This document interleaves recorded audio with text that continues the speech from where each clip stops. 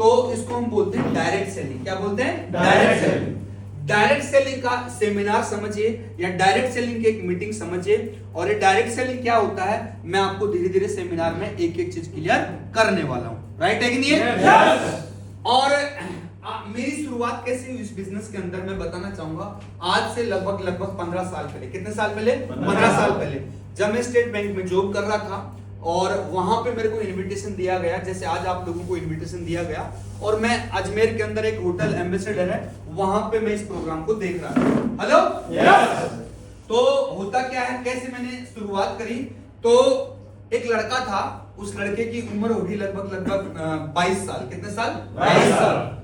22 साल का लड़का स्टेज पे 15 साल पहले एक बात बोलता खड़ा होके लास्ट के अंदर, और उसका जवाब मैं आपको दूंगा।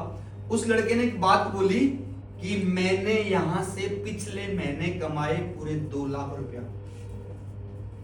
कितने साल पहले बोली गई ये बात? 15 साल पहले। कितने साल का लड़का? 22 साल। महीने के कितने? 2 लाख। मैं मन ही मन में सोच रहा था यार, फेंकने की भी एक लिमिट होती है। यस और नो? यस। फेंकने की भी एक लिमिट होती है। क्या लगता होगा भाई साहब, 15 साल पहले 2 लाख रुपए बड़ी बात होती है क्या छोटी बात होती है? बड़ी। आज ही मेरे लिए तो लगता है कि 2 लाख कोई इतनी आसान बात नहीं है। Hello yes. मैं मन ही मन में सोच रहा था कि यार मैं बैंक में नौकरी कर रहा हूँ, और बैंक में नौकरी लगने के लिए काफी सारी मतलब मेहनत करनी पड़ी, और लगभग हम 25 से 26 दिन तो काम पे जाते हैं, और 28,000 रुपए मेरे को तनख्वाह मिलती थी। 28,000 कमाने के लिए रोज काम पे जाना पड़ता था, और ये लड़का बोलता है कि मैंने यहाँ से कमाए 2 लाख रुपया। Hello yes. तो बात एकदम जो है कि कंफ्यूज करने वाली थी, और मैं मन ही मन में सोचा कि यार यहाँ पे तो जबरदस्त मतलब जो है कि फैकालोजी हो रही है, लेकिन मैं इस चीज का भी जवाब दूंगा कि कैसे उस लड़के ने 2 लाख रुपया कमाया 15 साल पहले 22 साल की उम्र के अंदर। Hello yes. इसका सवाल का मैं जवाब थोड़ी देर बाद में दूंगा, लेकिन सबसे पहले हम इस बात को समझते हैं, इस काम को समझते हैं, इस अपॉर्चुनिटी को समझते हैं, एक्चुअली में ये बिजनेस क्या है। यस और नो? यस। चालू करें? यस। रेडी हैं आप लोग? यस। तो चलिए साथियों, यहाँ पे एक जबरदस्त लाइन लिखी हुई है, और इसको मतलब जो है कि मैं बोलूंगा साथियों, दुनिया के एक रिचेस्ट पर्सन ने, जिनका नाम है बिल गेट्स, उन्होंने एक बहुत अच्छी बात बोली है। क्या बोला है? अगर आज के जमाने में आपका बिजनेस इंटरनेट पर नहीं है तो आप जल्दी बिजनेस से बाहर हो जाओगे। क्या ये सही बोल रहे हैं? यस। आने वाला जमाना किसका है? ऑनलाइन है। मैं तो कहता हूँ कि आने वाला नहीं, आ ही गया है, चल ही रहा है। सारे काम किससे हो रहे हैं? सारे काम ऑनलाइन से हो रहे हैं कि नहीं हो रहे? आप मुझे बताइए, जब लॉकडाउन आया था, जब कोरोना आया था, तब कौन आदमी पैसा कमा रहा था? जिनका बिजनेस ऑफलाइन था वो पैसा कमा रहा था, या जिनका बिजनेस ऑनलाइन था वो लोग पैसे कमा रहे थे? ऑनलाइन हैं? ऑनलाइन। बड़े बड़े टाटा मोटर्स के, या मैं बात करूं ताज होटल्स के भी शटर डाउन थे, लेकिन जोमेटो पैसा कमा रहा था, स्विगी पैसा कमा रहा था, अमेजन पैसा कमा रहा था। बात समझ में आ रही नहीं आ रही है? yes. और आज की तारीख में सारे काम क्या लगता है ऑनलाइन हो रहे हैं कि नहीं हो रहे हैं? yes. बच्चों की पढ़ाई कैसे हो रही है? ऑनलाइन। शॉपिंग कैसे हो रही है? ऑनलाइन। खाना कैसे मंगाया जा रहा है? ऑनलाइन। यस और नो?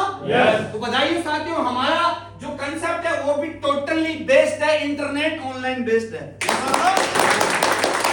और आप कैसे, मैं आपको बताऊंगा आप कैसे, जो आपके पास स्मार्टफोन है उससे कैसे पार्ट टाइम इनकम बिल्ड कर सकते हैं। यस और नो? यस। अगर इंसान सबसे ज्यादा, अगर मैं बात कराता हूं तो आज की तारीख के अंदर ऑनलाइन रहता है। एक एन एक आदमी लगभग 6 से 8 घंटे 24 घंटे में ऑनलाइन रहता ही रहता कम से कम। यस और नो? यस। तो कैसे मतलब हम ऑनलाइन के जमाने में उस स्मार्टफोन से कैसे इनकम जनरेट कर सकते हैं उसको हम समझते हैं। राइट है कि नहीं है? यस। तो चलते हैं ऐसी एक डायरेक्ट सेलिंग कंपनी जिसका नाम है सेल्सो, जो लगभग 25 साल से इंडिया में काम कर रही है साथियों, और मेरे को भी इस बिजनेस को देखने का मौका लगभग 15 साल पहले मिला, जैसा कि मैंने बताया। तो मैं सेल्स की मैं बात करूंगा 3 चीजों के बारे में, मैं प्रोफाइल के बारे में मैं बात करूंगा, मैं प्रोडक्ट के बारे में मैं बात करूंगा, और इनकम कैसे आती है, पे आउट कैसे आती है, इनके बारे में मैं बात करने वाला हूं। लेकिन उससे पहले एक चीज को और समझते हैं कि ये काम को क्यों करना चाहिए, या ये बिजनेस को क्यों करना चाहिए, या इस अपॉर्चुनिटी को हमें क्यों लेना चाहिए। क्योंकि ऑलरेडी मैं भी बैंक में नौकरी करता था, ऑलरेडी यहाँ पे बैठे हुए हैं हर एक इंसान, दे आर डूइंग समथिंग, वो कुछ ना कुछ कर रहे हैं। यस और नो? यस। वो स्टूडेंट हो सकते हैं, वो एक बिजनेसमैन हो सकते हैं, शॉपकीपर हो सकते हैं, प्राइवेट या गवर्नमेंट जॉब वाले हो सकते हैं। तो यहाँ पे 3 चीजें लिखी हुई है। पहले सबसे पहले हम इन दो को देखते हैं, टाइम एंड मनी। इन दोनों का कॉम्बिनेशन बड़ा रेयर है, यानी कि बोला जाता है कि बहुत सारे लोग हैं जिनके पास में टाइम की कोई कमी नहीं रहती, they have lot of time, but उनके पास में पैसा नहीं होता। अपने परिवार के, अपने पेरेंट्स के, अपने बच्चों के ड्रीम पूरे करने के लिए उनके पास में पर्याप्त पैसा नहीं होता, उनको कॉम्प्रोमाइज करना पड़ता, समझौता करना पड़ता अपने बहुत सारे ड्रीम के साथ में। कुछ लोग ऐसे होते हैं जिनके पास में पैसे की कोई कमी नहीं होती है, they have lot of money but they don't have time for their family. अपने परिवार के लिए, बच्चों के लिए, माँ बाप के लिए देने के लिए उनके पास में समय नहीं होता। पैसा है उनके पास में, लेकिन क्या नहीं होता साहब? समय। यस और नो? क्या मैं सही हूं? ये दोनों का कॉम्बिनेशन बहुत मुश्किल है, लेकिन मैं बताना चाहता हूं हमारे यहाँ पे एक वक्त आने के बाद में आपको पैसा तो मिलेगा ही मिलेगा, लेकिन उस पैसे का आनंद लेने के लिए, एंजॉय करने के लिए जिंदगी भर आपको मिलता है टाइम फ्रीडम मिलता है। यहाँ पे समय की आजादी आप लोगों को मिलती है। किसकी आजादी मिलती है? समय की। Third one that is security.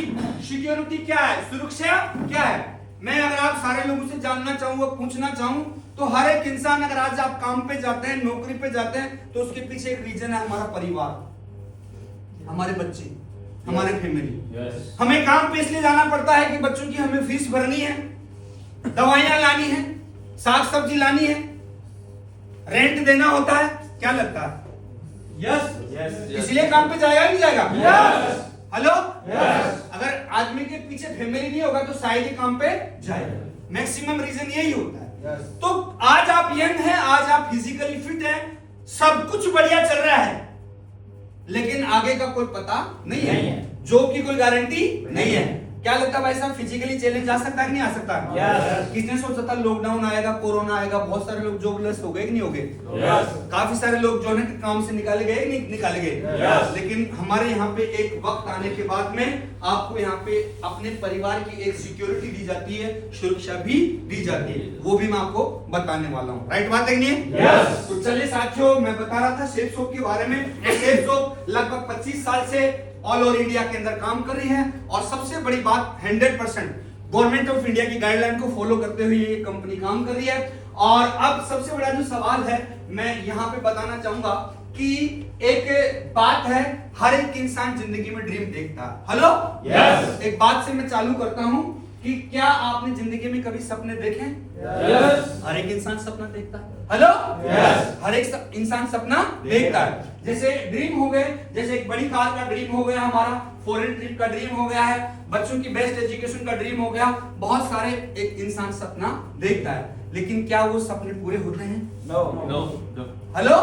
Yes. वो सपने पूरे नहीं होते। मैं वो रीजन बताऊंगा सपने पूरे नहीं होने के। दो कारण हैं, एक तो महंगाई बढ़ रही है। क्या बढ़ रही है? महंगाई। और दूसरा क्या बढ़ रहे हैं? खर्चे। महंगाई तो बढ़ रही है, खर्चे भी बढ़ रहे हैं। तो आदमी क्या करता है? समझौता करता है। क्या करता है? समझौता। यस और नो? यस। जैसे एक बंदा है जो उसने सोचा था जिंदगी के अंदर, उसने क्या सोचा था, जैसे मान लेते हैं फॉर एग्जांपल एक आदमी है, साइकिल पे चल रहा।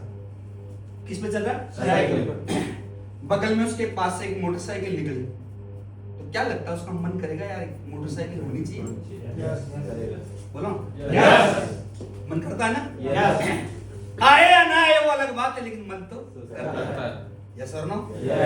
और जो आदमी मोटरसाइकिल चला रहा है, क्या चला रहा है? मोटरसाइकिल।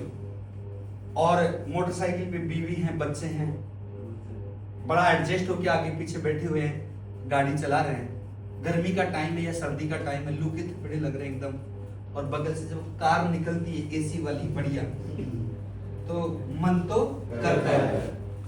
कितने लोगों को लगता है करता ही है? आए या ना आए, आए या ना आए, पर मन तो करता है कि यार कार तो होनी चाहिए।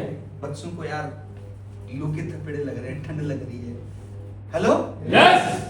बात समझ में आ रही नहीं आ रही? यस। आजकल सोशल मीडिया का जमाना है। किसका जमाना है? Social media.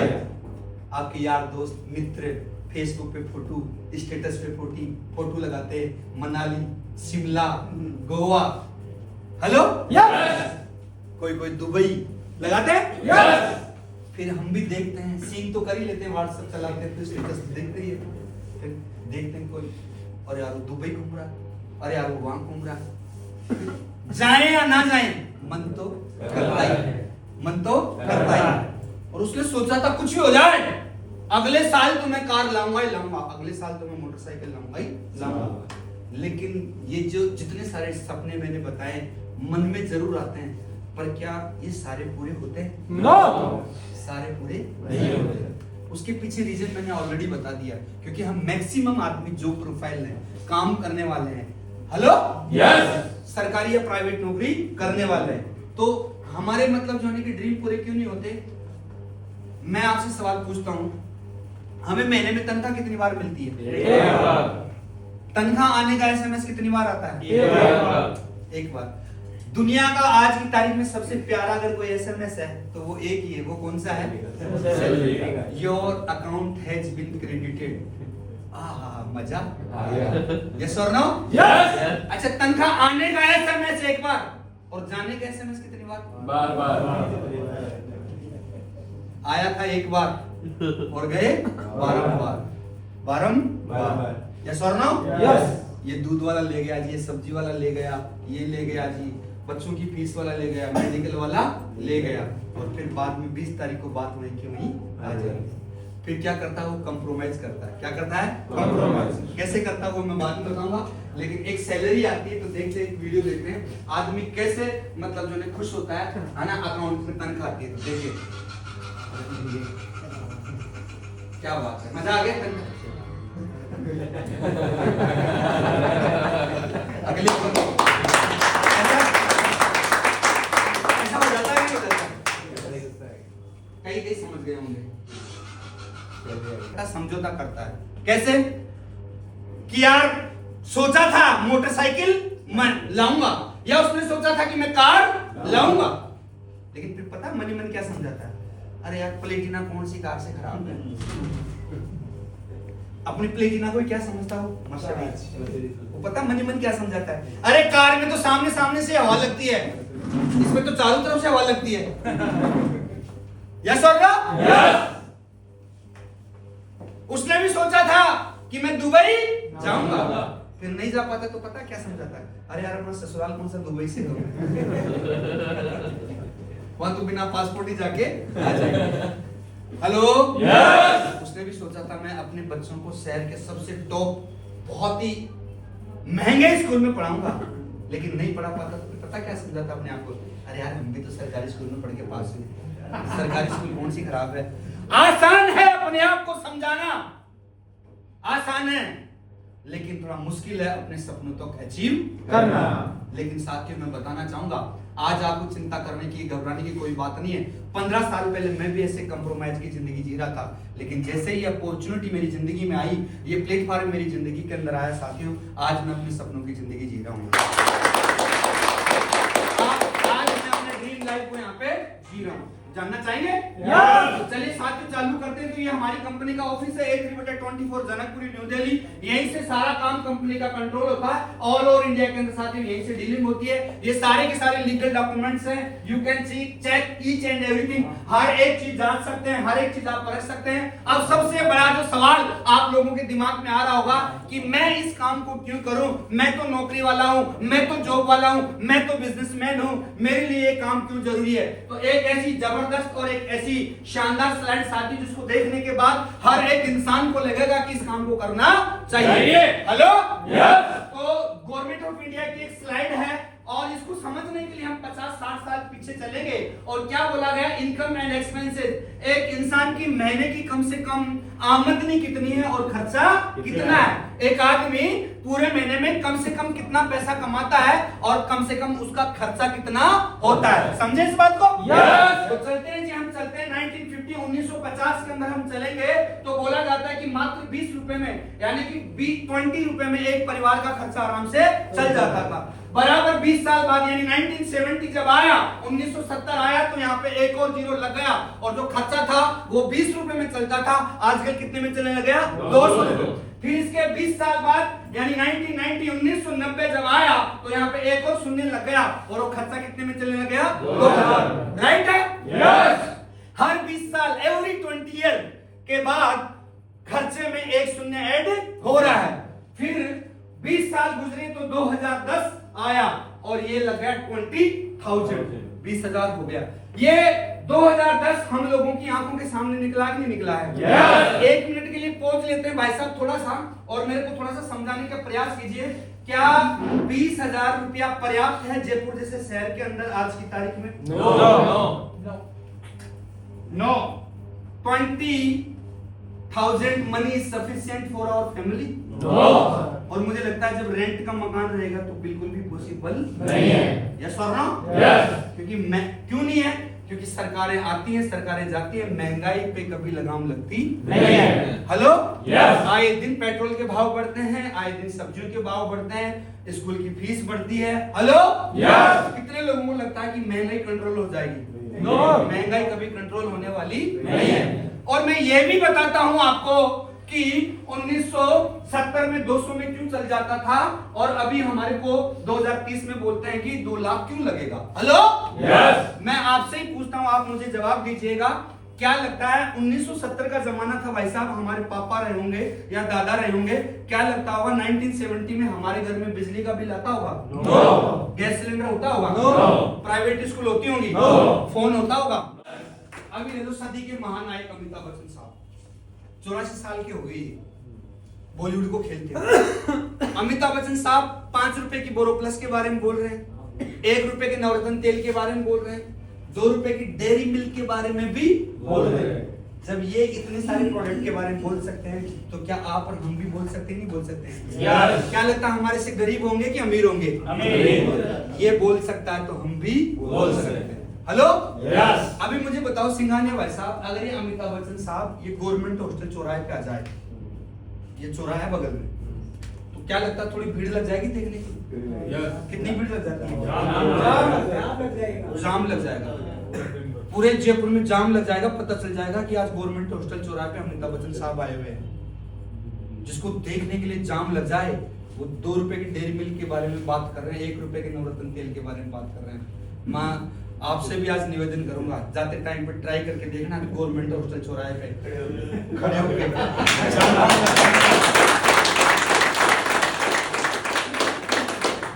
उसके बावजूद भी हमें क्या लगता है सर, थोड़ी इज्जत है। हेलो? Yes! इनकी पुत्र वधू को ले लीजिए, ये ऐश्वर्या राय क्या बोलती हैं? मेरी सुंदर त्वचा का राज लक्ष्य इंटरनेशनल। तो बचपन से गोरी हुई थी ये लक्ष्य लगा के गोरी हुई है? बचपन से। हेलो? Yes! ऐश्वर्या राय को भी पता है एक बात का कि क्या फर्क पड़ता है लोग गोरे हो या काले, लेकिन जब मैं इसके बारे में बोलूंगी मेरे को क्या आएगा? करोड़ों रुपया। तो क्या लगता है भाई साहब, जब ये बोल सकते हैं, बड़े बड़े सेलिब्रिटी बोल सकते हैं, तो क्या आप और हम लोग भागवत गीता के बारे में बोल सकते हैं कि नहीं? Yes! यस और नो? Yes! अभी यहाँ पे एक और चीज आएगी, काफी लोग मन ही मन में ठान के आए हैं मीटिंग में आने से पहले ही एक ही बात मन में सोच रहे होंगे, पता क्या? बोले ताराचंद तू कितना ही बोल ले, मजाल है हम बोल जाए तो किसी चीज का हम नहीं बोलेंगे भाई। तो कितना ही किसी को भी, कितने सेलिब्रिटी को लगा मैं बोलने वाला नहीं हूँ। गांठ बांध रखी उन्होंने, मुट्ठी बांध के आए थे मीटिंग में आने से पहले। पर मैं एक चीज का सवाल पूछ रहा हूँ, एक पूछूं, चलो मत बोलना, पर मेरे को एक चीज का जवाब दे दीजिएगा जाते जाते। इतना बता दीजिए, क्या आपके नहीं बोलने से मार्केट में चीजें बिकना बंद हो जाएंगी? No! इतना इस चीज का जवाब दे दो। मान लेते हो आप मत बोलो, चुप हो जाओ, होठ सिल लो, पर क्या मार्केट में बिकना बंद हो जाएगा? No! अच्छा इसी हॉल का सर्वे कर लेते हैं, लगभग 50 लोग बैठे हुए हैं इस हॉल के अंदर। हाथ उठा के मुझे बताइए, ऐसे कितने लोग हैं जो अगले 1 महीने बिल्कुल भी मार्केट से सामान परचेजिंग नहीं करेंगे? कल ही दूध की थैली लाएंगे, बच्चों के सामान लाएंगे, कपड़े लाएंगे, नहीं खरीदेंगे? इसका मतलब एक बात समझ लो, जब हम खरीद रहे हैं ये समझ लो कि बिकना कभी बंद होने वाला नहीं है। एक चीज हम बोले या ना बोले, बिकना दुनिया में कभी बंद नहीं होगा। मैं तो एक चीज बोलूंगा, पैसे वाला कौन बनता है? बेचने वाला या खरीदने वाला? बेचने वाला। खरीदने वाले की रोटी और जेब खाली होती है, यस और नो? Yes! तो तो बधाई हो साथियों, आप यहाँ पे बोल के लाखों और करोड़ों रुपया कमा सकते हो। आप नहीं आए? अब मैं आप लोगों को बताना चाह रहा हूं वो काम जिससे कैसे करोड़ों रुपए कमाए जा सकते हैं। अब आपको ये बात तो समझ में आ गई, चलो ठीक है यार, एक आदमी एक प्रोडक्ट लेके करोड़ों कैसे कमा सकता है? एक प्रोडक्ट अब मैं उस सवाल का जवाब देने आया हूं साथियों, जिसकी वजह से आज मैं अपने सपनों की BMW कार चलाता हूं, मैं अपने करोड़ों के घर में रहता हूं। हेलो, मैं करोड़ों रुपए यहां से कमाता हूं, एक लाइन। और यही है आज की मीटिंग की सबसे मेन लाइन। अगर इन 4 लाइन को अगर आप समझ लिए तो यहाँ पे कभी भी कुछ हो सकता है। अब साथियों मैं अपने बारे में बता देता हूँ। ऐसे में स्टेट बैंक से मैंने काम को स्टार्ट किया, इस बिजनेस को साथियों चालू किया। शुरू में पार्ट टाइम में काम किया और मैंने बिजनेस किया, भागा दौड़ा और मेहनत की। मैंने 3 यहाँ से लग्जरी कारें खरीदी साथियों इसी बिजनेस से।